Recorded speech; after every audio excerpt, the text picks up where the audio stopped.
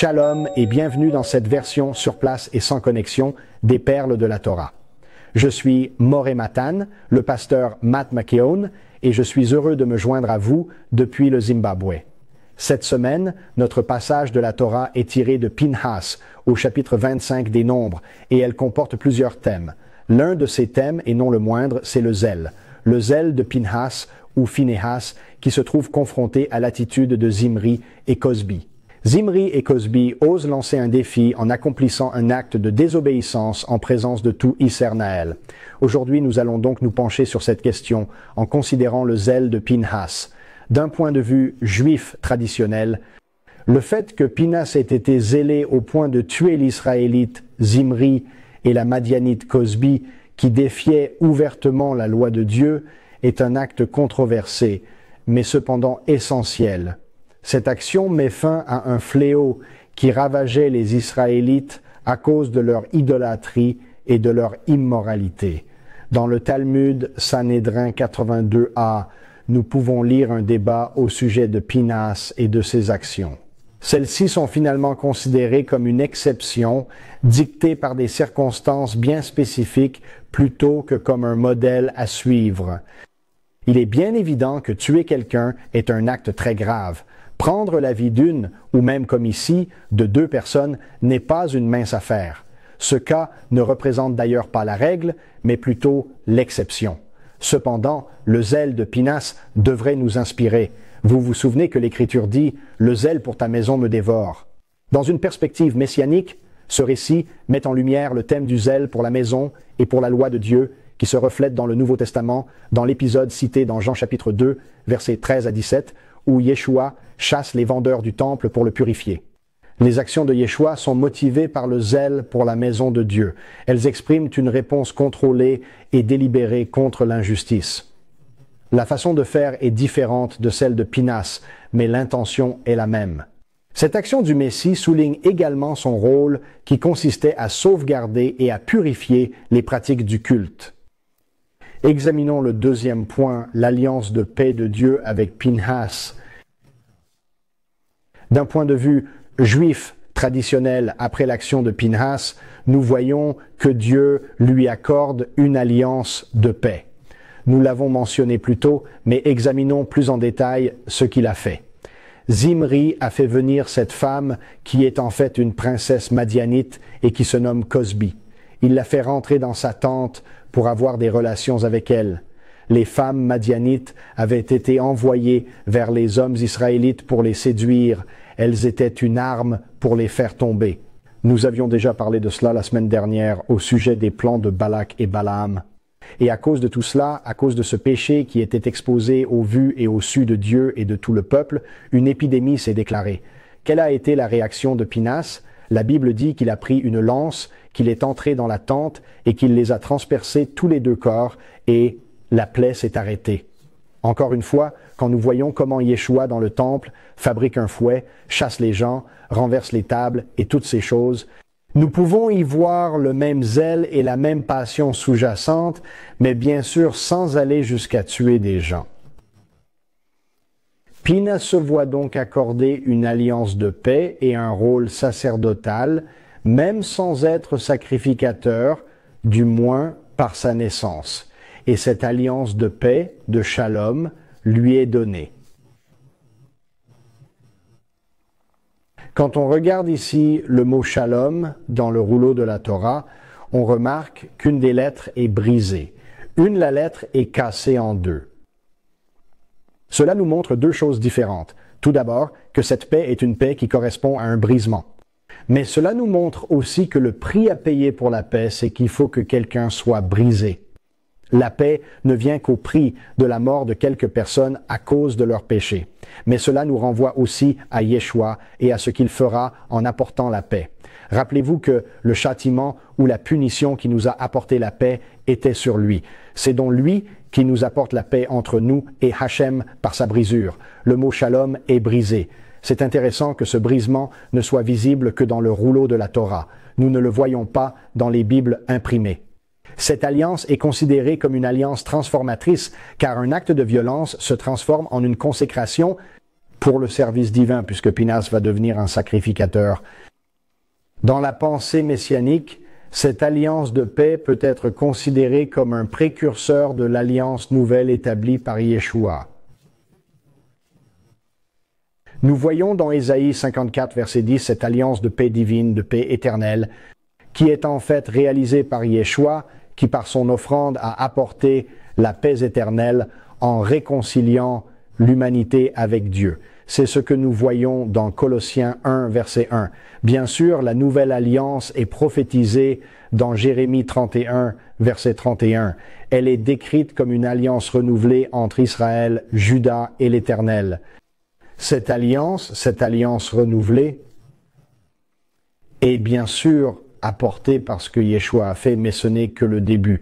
En fait, le dévoilement de cette alliance nouvelle ne fait que commencer. Il est clair qu'à l'heure actuelle, nous ne voyons pas la nouvelle alliance dans toute sa beauté.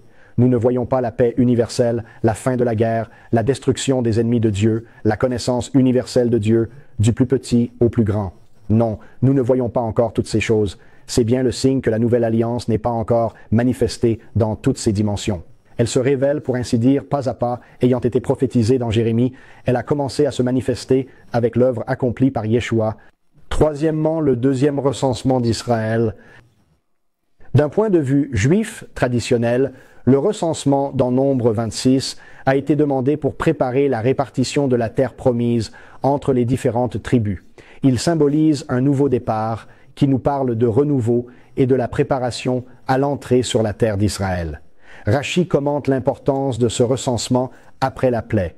Il marque ainsi un virage, nous faisant passer du jugement vers la guérison et la restauration. Si vous vous souvenez bien, lors de l'incident du veau d'or et à d'autres occasions, le peuple avait aussi été compté. Ce recensement-ci en est un autre et il est différent. En ce qui concerne la vision messianique, Yeshua parle du rassemblement et du renouvellement d'Israël. Au niveau spirituel, on pourrait comparer cela à son appel aux brebis perdues de la maison d'Israël, dont il est question dans Matthieu 15, verset 24. Ce rassemblement est un nouveau départ pour tous ceux qui le suivent. Il met aussi l'accent sur l'héritage spirituel et l'entrée dans le royaume de Dieu. Je pense que ce concept du rassemblement, de se réunir, se joindre ensemble, est très important. C'est ce dont il s'agit lors de la fête de Sukkot. Cette fête est connue comme la fête du rassemblement, au cours de laquelle nous disons « de Dieu rassemble les gens des quatre coins du globe », tout comme Yeshua rassemble toutes les brebis comme un berger rassemble son troupeau. Nous voyons donc ici ces personnes qui sont rassemblées pour le recensement. Quant à nous, nous serons rassemblés à sa seconde venue, étant enlevés dans les airs pour aller à sa rencontre, et nous serons ainsi transportés à Jérusalem. Ce sera merveilleux, extraordinairement merveilleux. Quatrièmement, Josué est choisi comme successeur de Moïse. Il y a quelques semaines, nous avons parlé de la façon DCNT Moïse a frappé le rocher. Il n'a pas parlé au rocher. Il avait frappé le rocher 38 ans auparavant. Pendant l'étude, nous avons fait remarquer que les personnes qui étaient avec lui étaient des habitués au coup de bâton. Ils avaient une mentalité d'esclaves et avaient connu les bastonnades de leur maître. C'était la vie qu'ils connaissaient. Ce n'était pas une bonne vie, mais c'était la vie à laquelle ils étaient habitués. C'est ainsi que nous voyons Moïse frapper lui aussi le rocher avec un bâton. Plus tard, c'est une nouvelle génération, un peuple qui n'a pas connu l'esclavage, et Moïse doit parler au rocher. Mais il ne le fait pas. Dans sa colère, il frappe le rocher, et pour cela, il sera puni et ne pourra pas entrer en terre promise. Il lui faudra donc un successeur. D'un point de vue juif traditionnel, le fait que Moïse demande un successeur et la nomination de Josué dans Nombre 27 souligne l'importance des transitions bien ordonnées et dirigées par Dieu. L'imposition des mains de Moïse à Josué symbolise le transfert de l'autorité et de l'esprit, assurant la continuité dans la transmission du conducteur. C'est pourquoi Paul dit à Timothée de ne pas imposer les mains avec précipitation. Dans l'Église chrétienne, nous pensons parfois que l'imposition des mains est en rapport avec la guérison. Nous prions pour que Dieu guérisse, nous imposons les mains à la personne malade et elle est guérie. C'est quelque chose dont il est question dans le livre de Jacques au chapitre 5. Jacques est bien sûr le frère de Yeshua, mais ici ce n'est pas la même chose. Lorsque Paul dit à Timothée de ne pas imposer les mains avec précipitation, il parle de l'ordination. Il parle de ce que l'on appelle la smiha, Ce mot smiha, poser la main sur quelqu'un, signifie littéralement s'appuyer. C'est quelque chose dont le Rav Bernstein, que sa mémoire soit bénie, avait l'habitude de parler. Appuyer avec force sur quelqu'un, faire savoir à quelqu'un qu'on est là, s'appuyer vraiment sur lui quand on l'ordonne. C'est ce qui m'est arrivé lors de mon ordination, non seulement dans l'Église chrétienne où cette tradition existe toujours, mais aussi lors de mon ordination juive messianique, lorsque les rabbins ont posé leurs mains sur moi lors de l'ordination. C'est exactement ce qui se passe avec Moïse et Josué. Il y a ici l'ordination d'un successeur. Remarquons bien que dans le judaïsme, nous voulons avoir des successeurs et nous voulons qu'ils réussissent, nous voulons qu'ils fassent mieux que nous. Les disciples que nous éduquons, nous voulons qu'ils nous dépassent. C'est une idée très répandue dans la pensée juive.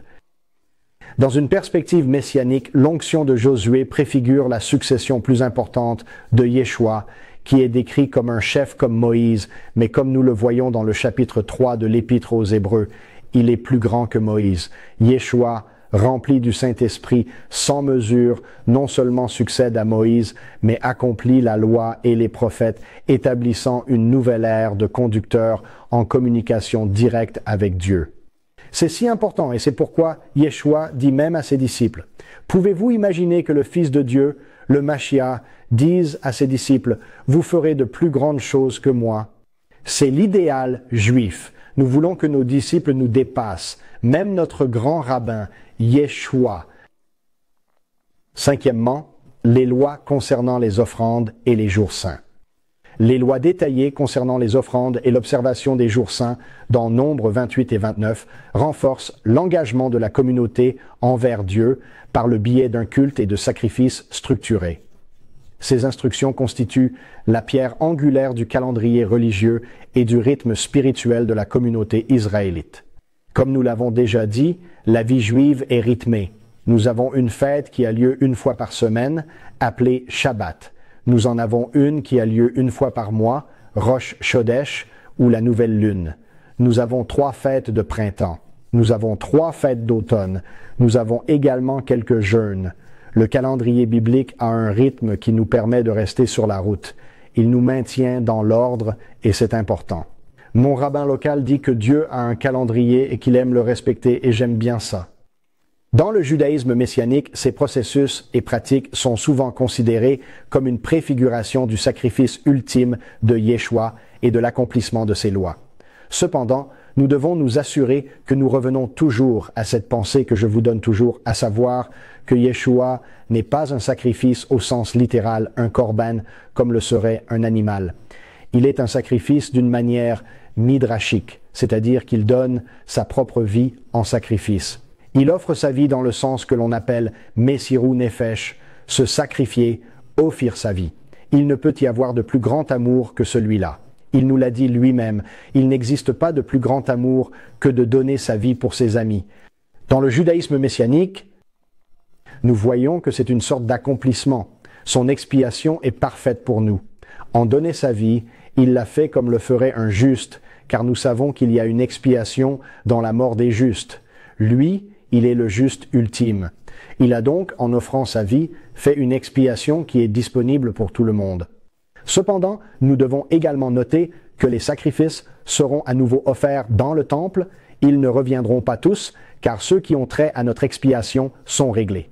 Mais les autres sacrifices et offrandes se feront dans le temple reconstruit.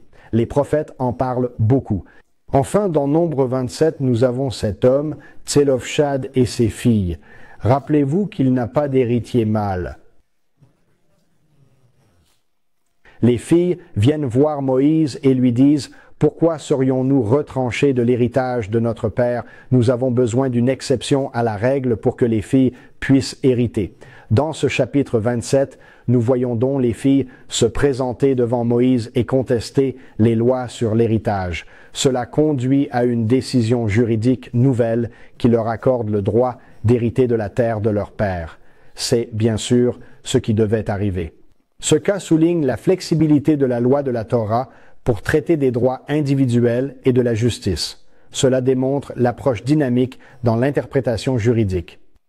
C'est tellement vrai. La Torah est flexible. Elle semble très rigide, mais il y a des exceptions à la règle. Par exemple, on ne peut pas faire telle ou telle chose le jour du Shabbat. Les disciples de Yeshua marchent dans un champ et ont très faim. Ils commencent à arracher les épis, à les frotter entre leurs mains et à les manger. Eh bien, à cause de cette idée de Pikuach Nefesh, la préservation de la vie, c'est la vie qui en quelque sorte l'emporte sur l'idée de ne pas travailler le jour du Shabbat. Ainsi, comme je vous l'ai déjà dit, en Israël, les ambulanciers, les premiers secours, les hôpitaux, tous ces gens travaillent le Shabbat. Pourquoi? Parce que l'interdiction de travailler le Shabbat n'est pas aussi importante que le commandement positif de préserver la vie et de ne pas rester passif devant l'effusion du sang de son frère. Bien que la Torah semble parfois très rigide et très juridique, très stricte et rigoureuse, il existe des assouplissements juridiques et des exceptions à la règle. Il en a toujours été ainsi dans le judaïsme.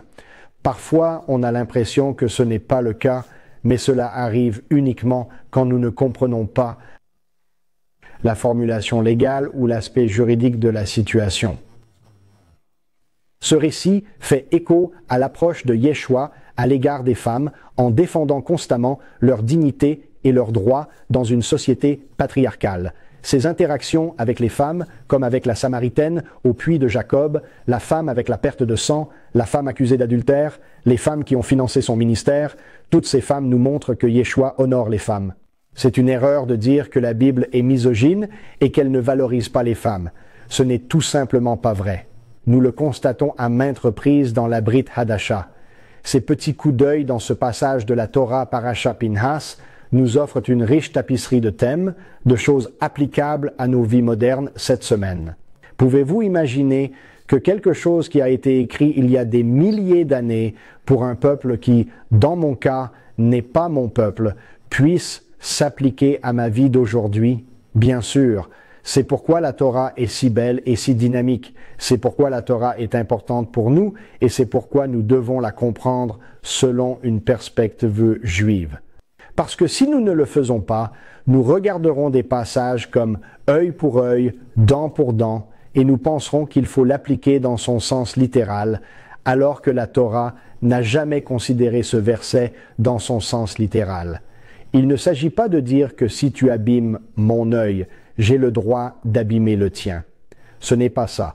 Ce verset a toujours été compris en rapport avec les finances, à la responsabilité financière et à la restitution. Si vous me blessez à l'œil, que ce soit intentionnellement ou accidentellement, je ne pourrai plus faire ce que je faisais avant, du moins aussi bien qu'avant. Il doit donc y avoir une compensation. Si je perds un œil, la compensation doit être équivalente, qui n'est pas la même que si je perdais une dent. Je peux faire beaucoup plus en perdant une dent qu'en perdant un œil. C'est ce que signifie œil pour œil et dent pour dent. Et lorsque nous comprenons cela, lorsque nous comprenons la Torah et comment elle constitue un magnifique corpus de documentation juridique et de jurisprudence, et lorsque nous la plaçons à côté de l'interprétation orale, nous comprenons alors comment elle peut être utilisée de manière très dynamique, même dans des cas spécifiques, comme lorsqu'il n'y a pas d'héritier mâle, l'héritage peut-il passer aux filles? Dans ce cas, oui, c'est possible. Il s'agit donc d'un passage de Torah merveilleux, bien qu'il commence par la mort.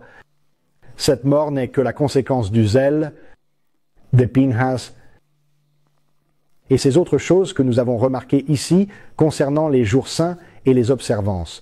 Ce genre de choses est merveilleux à étudier chaque année. Et si vous êtes comme moi, vous découvrirez quelque chose de nouveau chaque fois que vous étudierez la Torah. C'est pourquoi nous devons nous servir des merveilleux commentaires et des traditions orales que nous avons dans le judaïsme. Merci beaucoup de m'avoir rejoint ici au Zimbabwe, où le temps est un peu plus frais que là où je vis en Floride. Que Dieu vous bénisse. Merci beaucoup d'avoir prié pour moi au cours de ce voyage et shalom.